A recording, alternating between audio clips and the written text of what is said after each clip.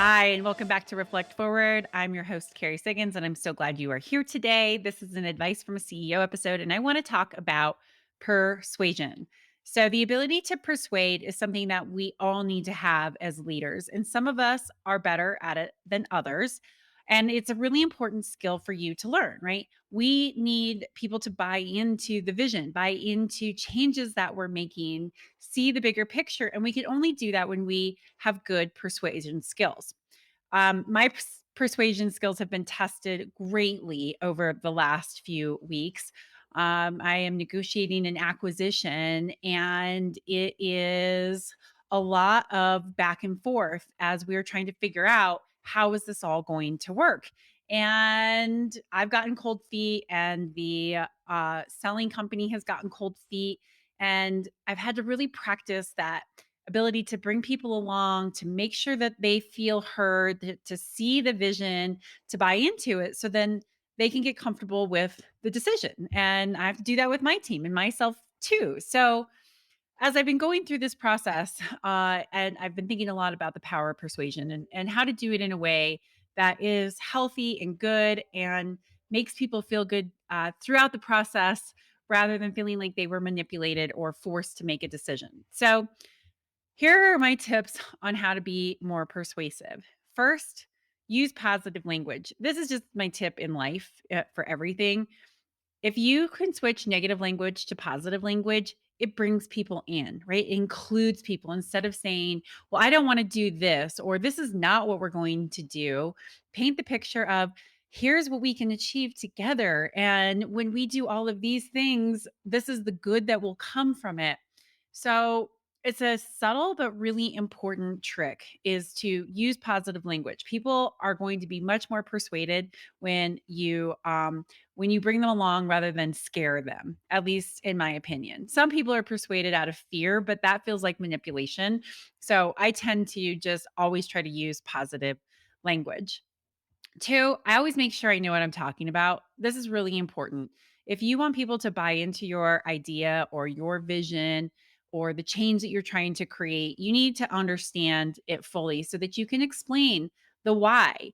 Most people are afraid of change because they don't know what the outcome means for them. And so when they understand the why behind it and what that outcome could look like, they're more easily able to get on board. So paint that picture. Know what you're talking about. Have the outcome in mind and be able to paint that picture for everyone. It's a really important aspect of this. The third thing is listen, right? The power of persuasion is not just about you speaking. It's about you listening. And when you listen carefully and you pick up on the nuances of body language and tone and even particular word choice, you can start to understand what people's concerns might be, where their pushback might come from.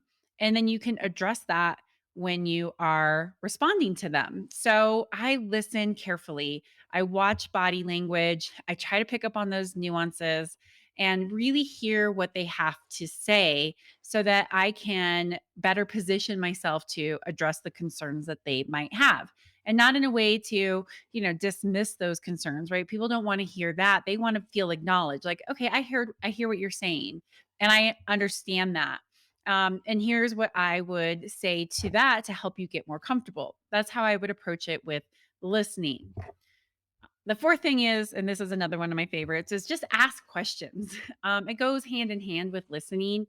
But if you pull the thread of people's concerns or worries or lack of buy in by asking questions, you can help them maybe get to the outcome that you're looking for on their own. So you can say, what would success look like for you in this change?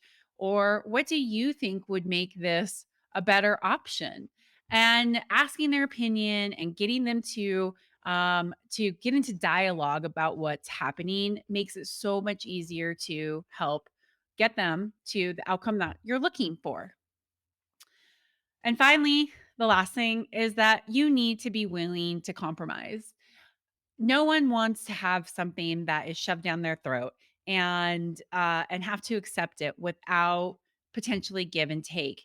And so, if you really want to persuade somebody to do something or to get on board or to change, you need to be willing to do those same things yourself. So, as you're picking up on what the cues that they're giving you and you're asking questions and understand their concerns, be willing to give and take a little bit. That's really important to coming to a mutual agreement. And that's where the power of persuasion really comes in. It's not about just getting your way, it's about finding an outcome that everybody can live with that still gets you to where you want to go. So, that give and take, that being willing to compromise is a hugely important aspect of being able to persuade people. And then tip here, always follow back up. That's an important thing that people often forget. They're like, "Okay, great. I got everybody on board with my idea. I persuaded the group."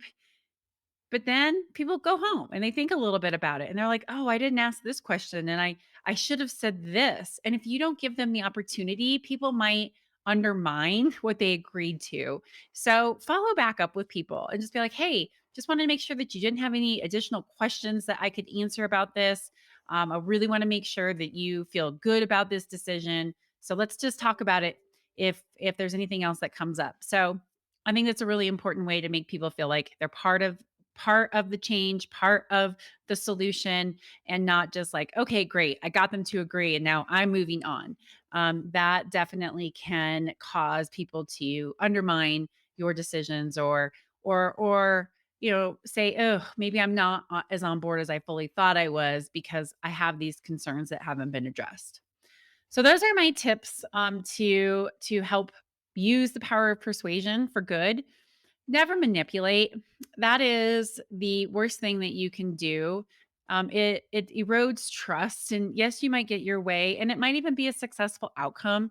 But people want to feel like they are part of an honest decision, and they want to feel like they're getting it straight from their leaders, not being manipulated into agreeing to something. So, make sure that you are coming with pure intentions to the negotiating table, to whatever kind of conversation that you're having, that you're trying to persuade somebody to see it your way or to get on board. That's a really important thing to remember because, yeah, you don't like to be manipulated. I don't like to be manipulated. I don't think there's anybody on the planet who likes to be manipulated. All right. I hope that was helpful for the power of persuasion. Now, on to my question of the week. So, my question of the week came from LinkedIn, and the person asked me, "What is one thing that you are doing to ensure Stone Age's success despite all of the global turbulence and uncertainty?" And there's lots of things that I think leaders need to be doing in the face of all of the global uncertainty, right? We're talking about going into a recession, and the World War III could be imminent, and inflation is still running rampant. Like, there's just so many things that we don't know. And so the top thing that I think is important to go into this fall and into next year is to always remain agile and responsive. We have to be able to adjust when curveballs are thrown at us, right? If COVID-19 taught us anything, it's you've got to be able to adjust on the fly because things can change that fast. And the whole world changed so dramatically with the pandemic. And so I think that's the really important, those are really important leadership skills to have in these times of uncertainty, our responsiveness and agility, right? So, okay, recession hits. Am I prepared? How am I going to respond? How am I going to, bob and weave through what is thrown at me? I have more supply chain issues. Okay, how am I going to be responsive? What changes am I going to make? How do I be agile to be able to make different decisions, right? We're going to have more and more of this continue to happen. And if you want to navigate it successfully, you've got to be willing to be able to change quickly, to really be agile, and to respond immediately with strong decision making, with decisiveness, and be willing to pivot and change if you need to. So that's what my recommendation would be. If you really want to navigate what's going to come your way the rest of this year and into 2023, it's be agile, it's be responsive. All right, that's it for advice from a CEO and Reflect Forward. I hope that you enjoyed it.